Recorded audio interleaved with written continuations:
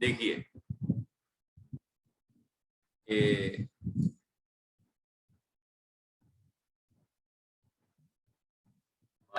54 number की गाथा चल रही है।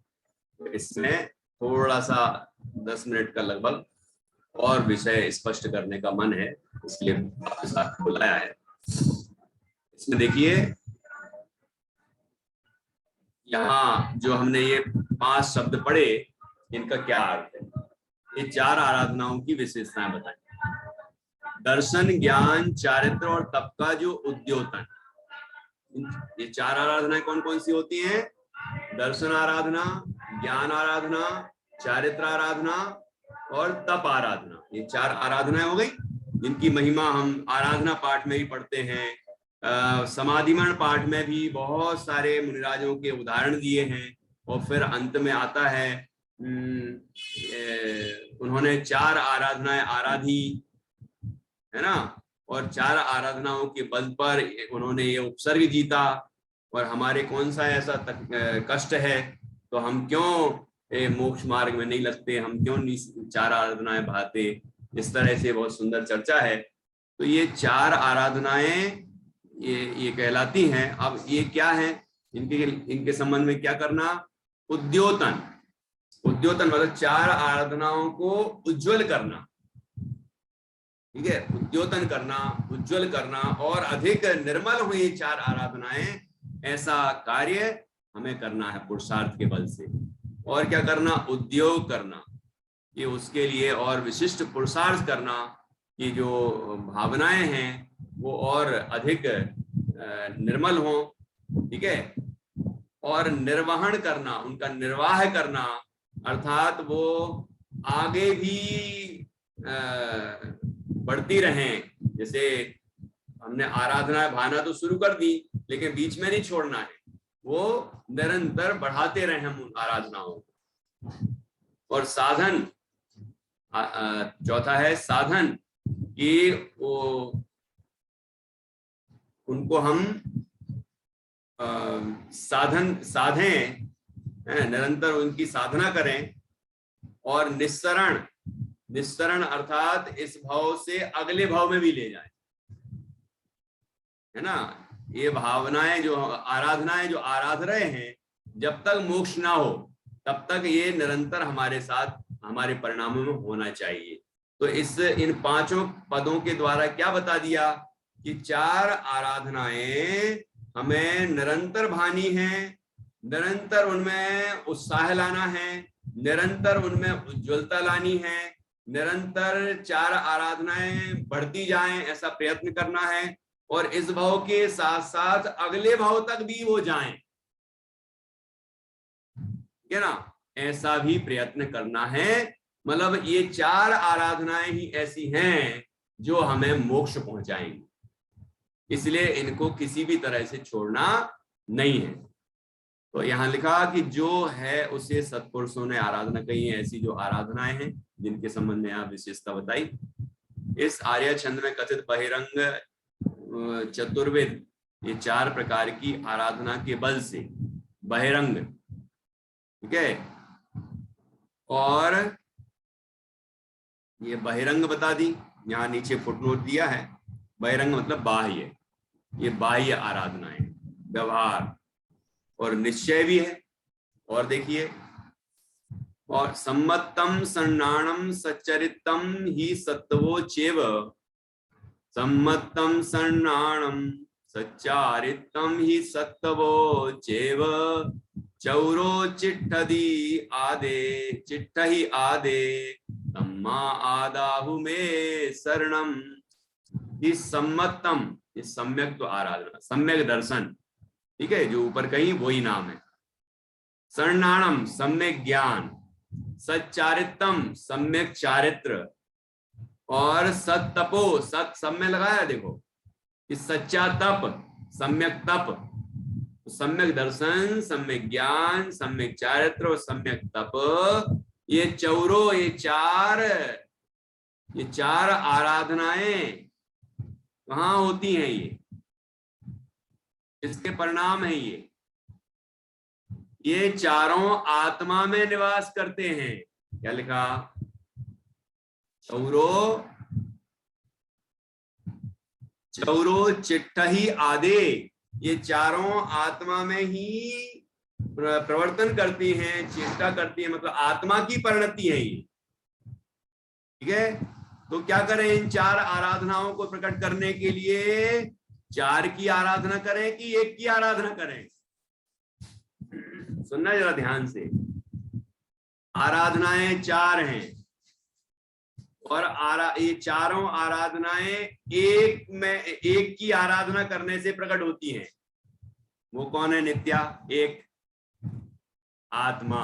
लिखा ना आगे, आदे, आत्मा में ये चारों आराधनाएं प्रकट होती हैं, निवास करती हैं। तो तम्मा आदाहु में शरणम, इसलिए एक आत्मा ही हमारे लिए शरण है, क्योंकि आत्मा की श्रद्धा उसका नाम सम्यक दर्शन, आत्मा का ज्ञान उसका नाम सम्यक ज्ञान, आत्मा में लीनता उसका नाम सम्यक चारित्र, और आत्मा में ही प्रतपन विजयन करना वही सम्यक चारित्र, वो सम्यक तप। तो चारों आराधनाएं किसकी साधना से प्रकट हो रही हैं? कि एक आत्मा। इसलिए हमारे लिए शरणभूत कौन है? निश्चय से एक निःशुद्ध आत्मा ही शरणभूत है। इस तरह ये अंतरंग चतुर्विध आराधनाएं बताई। ठीक है, व्यवहार और निश्चय दोनों प्रकार से चार आराधनाएं यहां बताई। ठीक, अब आगे देखिए।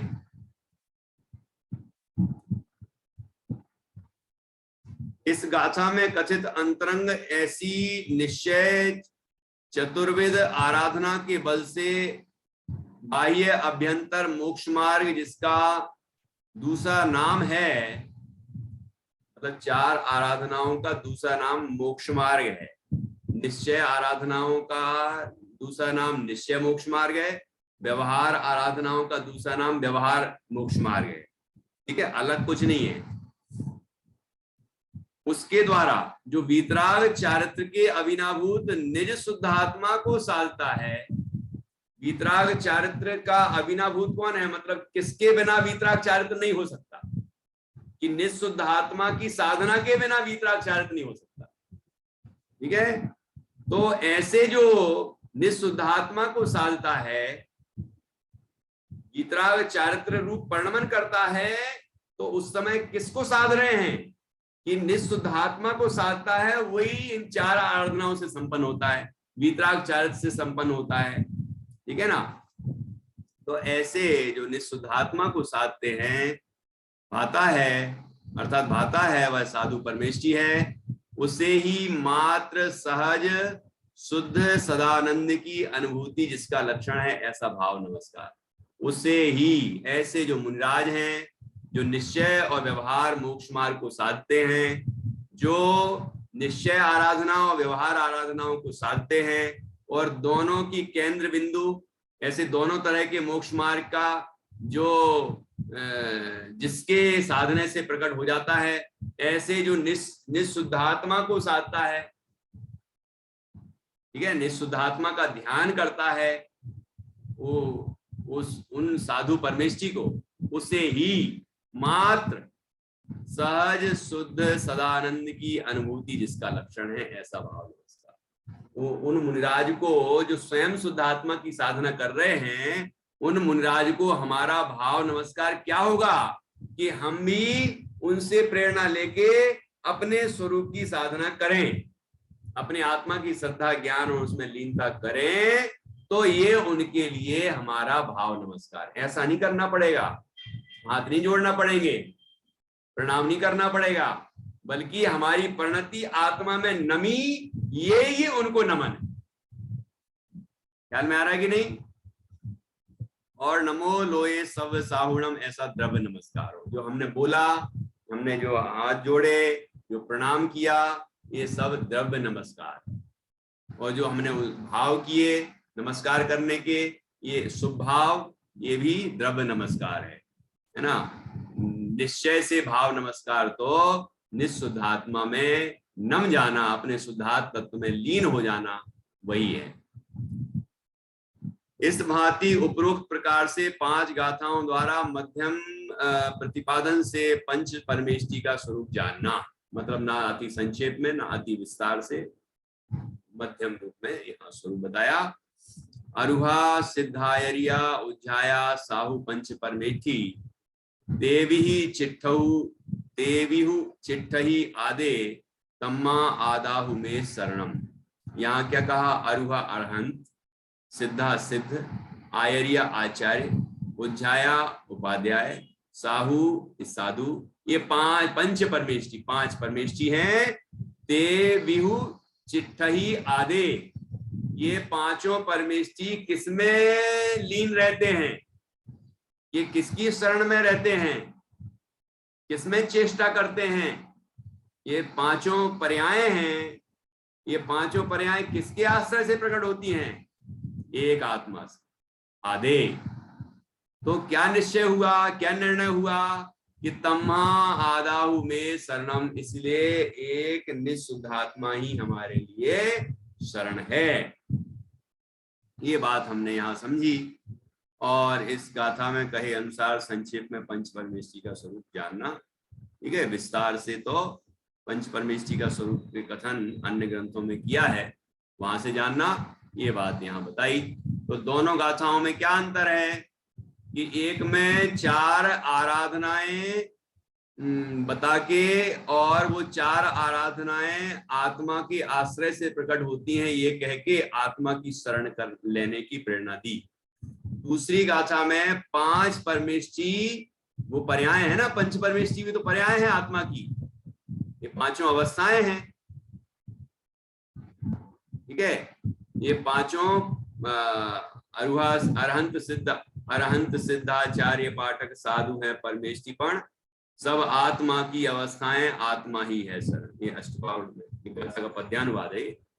तो इस तरह यहाँ पर पंच परमेष्टि का स्वरूप बता के और पांचों परमेष्टि रूप पर्याय वो आत्मा में प्रकट होती है, इसलिए आत्मा ही हमारे लिए शरण है। 40वीं गाथा में बताया था कि रत्नत्रय आत्मा के अतिरिक्त कहीं अन्य द्रव्यों में नहीं उत्पन्न होता, इसलिए रत्नत्रयमय आत्मा ही मोक्ष का मार्ग है, ठीक है। तो सब गाथाओं से और इन प्रतिपादनों से निश्चित होता है कि हमें अपने स्वरूप का अवलंबन लेना चाहिए। जो देह से भिन्न है, ज्ञान लक्षण से ज्ञात होता है, ऐसा आत्मा ही हमारे लिए शरणभूत है, अनुभव करने योग्य है, लीन होने लायक है। उससे ही हम साधु बनेंगे, उससे ही हम अरहंत बनेंगे, उससे ही हम सिद्ध अवस्था की प्राप्ति करेंगे। ये बात यहाँ समझना चाहिए। इस तरह से ये गाथा भी यहाँ पूर्ण हुई। एक बार हम वापस इस गाथा का पाठ करेंगे 54 नंबर की 54, और उसके बाद हम आज की चर्चा को पूर्ण करेंगे। किसी को कोई प्रश्न है तो वो प्रश्न पूछेंगे, फिर बाद में जिनवाणी स्थिति करेंगे। सभी पढ़ेंगे। दंसणान समग्गम मक्कम मोक्षस्य जोहुचारितम साधे अधिनिच्च शुद्धम साहु समुनि नमो तस्य।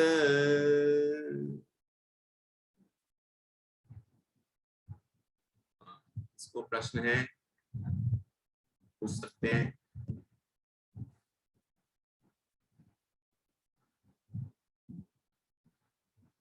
भी गाथा कल चलेगी, बस अब बहुत ज्यादा गाथाएं नहीं बची हैं। 55, 56, 57, 58, बस 4 गाथाएं रह गई और बहुत सरल हैं, बहुत सुंदर हैं, निष्कर्ष की गाथाएं हैं, और सभी अच्छे से सुनेंगे, पढ़ेंगे।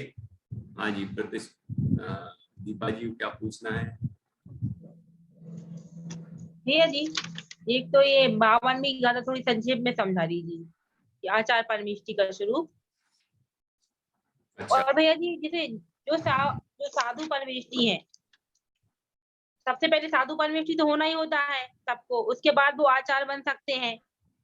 तो मतलब आचार उपाध्याय और साधु एक ही नहीं हो सकते, मतलब या तो आचार्य और साधु होंगे, मतलब साधु आचार्य होंगे, या साधु उपाध्याय होंगे और साधु साधु होंगे ही होंगे, साधु परमेष्ठी। मतलब एक साधु साधु उपाध्याय भी बन सकते हैं, आचार्य बन सकते हैं, है ना। उपाध्याय भी बन सकते हैं, जैसे आचार्य उपाध्याय बन सकते हैं। क्यों नहीं बन सकते? ठीक है, तो इस तरह ये अवस्थाएं हो सकती है, लेकिन ये आचार्य और उपाध्याय ये दोनों पदवियां हैं, पद हैं। तो जब भी मुनिराज या आचार्य उपाध्याय समाधि लेते हैं या फिर मोक्ष प्राप्ति के लिए अंतिम साधना करते हैं, तो छोड़ देते हैं, दूसरे को दे दिया, अपने साथ का दूसरे को आचार्य बना दिया, है ना। तो अपने पदभार से निवृत्त हो जाते हैं और फिर निवृत्त होकर निश्चित होकर अपने स्वरूप की साधना करते हैं। तो कोई आचार्य जो आचार्य पद छोड़ दिया, है ना, तो लेकिन कहलाएंगे तो आचार्य। कई आचार्य उपाध्याय अपने स्वरूप की साधना उसी भाव में पूर्ण करके और मोक्ष को प्राप्त होते हैं। ठीक है ना। अब जैसे गौतम स्वामी वो गणधर थे, सुधर्माचार्य वो आचार्य थे, वो भी गणधर थे, है ना। गणधर हुए, गणधर भी आचार्य परमेष्ठी होते हैं। तो उस भार से वो निवृत्त होने के बाद ही तो स्वरूप में पूर्ण मग्न हो पाएंगे और पूर्ण मग्न होके फिर अरहंत सिद्ध अवस्था की प्राप्ति। ठीक है।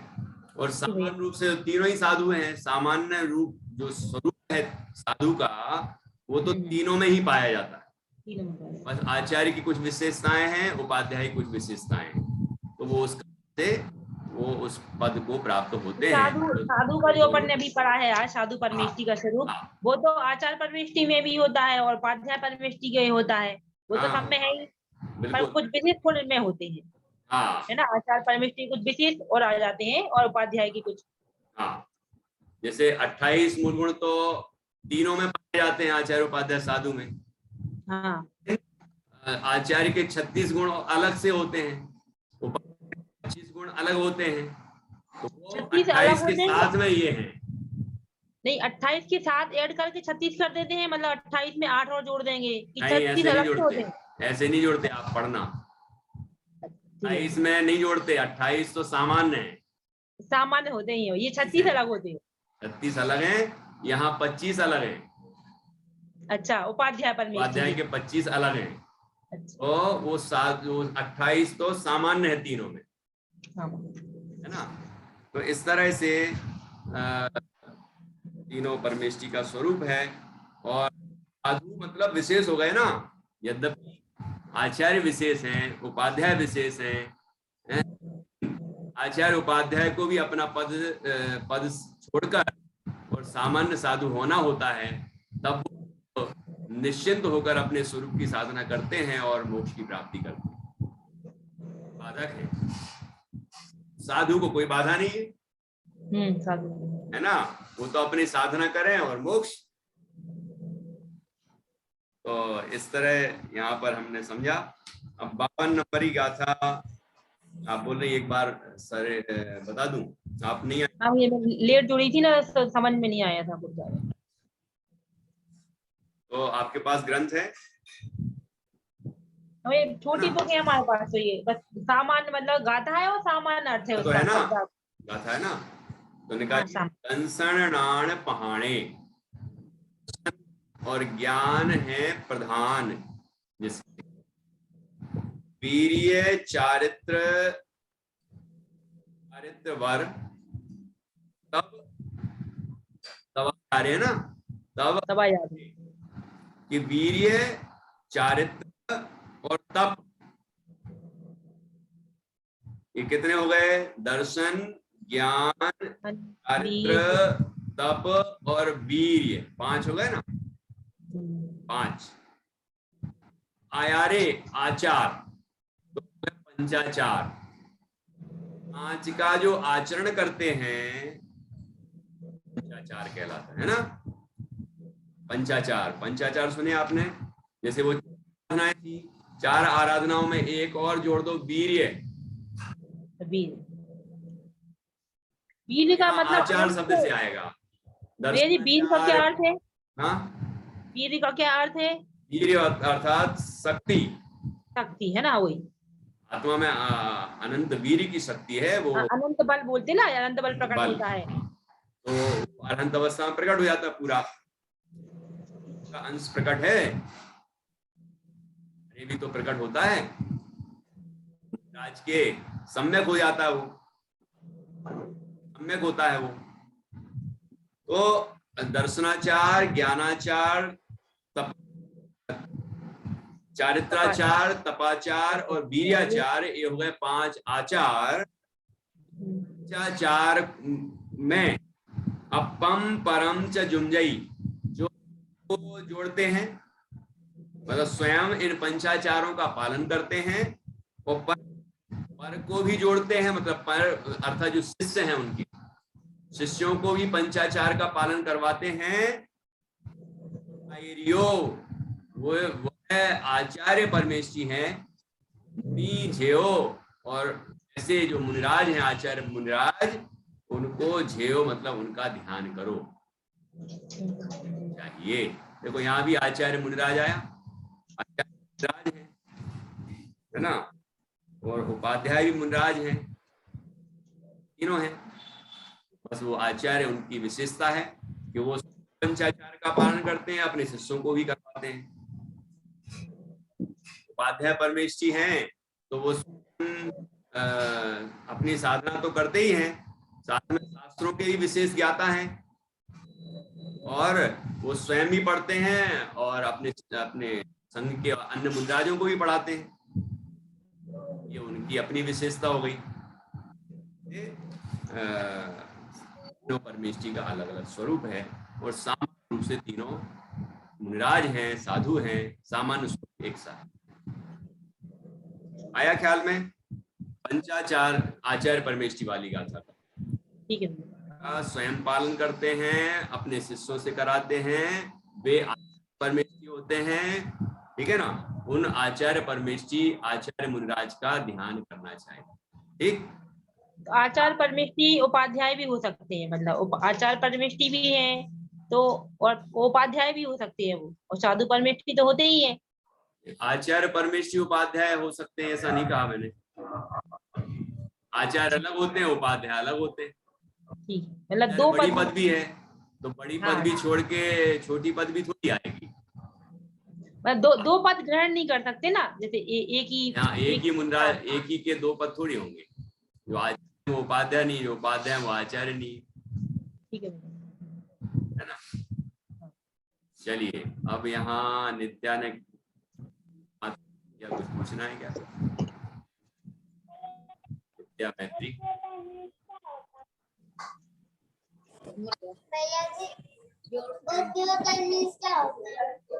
उद्योतन का अर्थ है उज्जवल करना।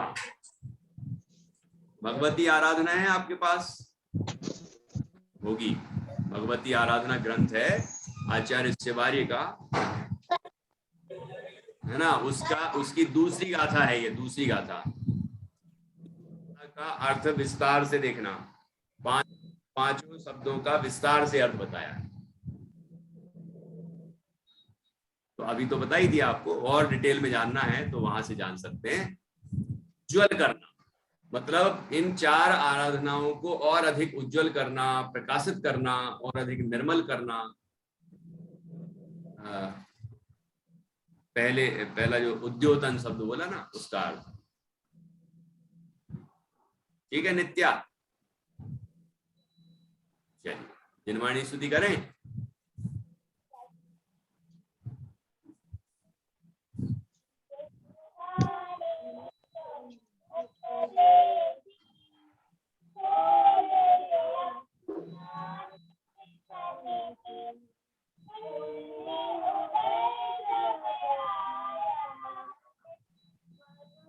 आवाज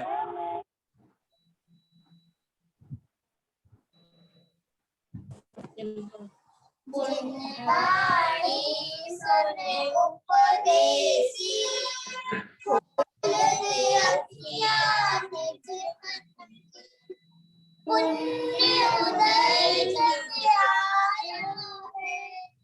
मनुष्य जन्म तब पाया, छोड़ दे बातें किसने आगे की, खोल दे अखियाँ नीचे मन की, मात पिता पुत्र नारी, जग मत लग की यारी, झूठी ममता हरिधन की, खोल दे अखियाँ नीचे मन, शांति आँख जोगी लगा, मोहित मेरे को दूर भगा, शरण गहो प्रभु शरण की, खोल दे अखियाँ नीचे मन,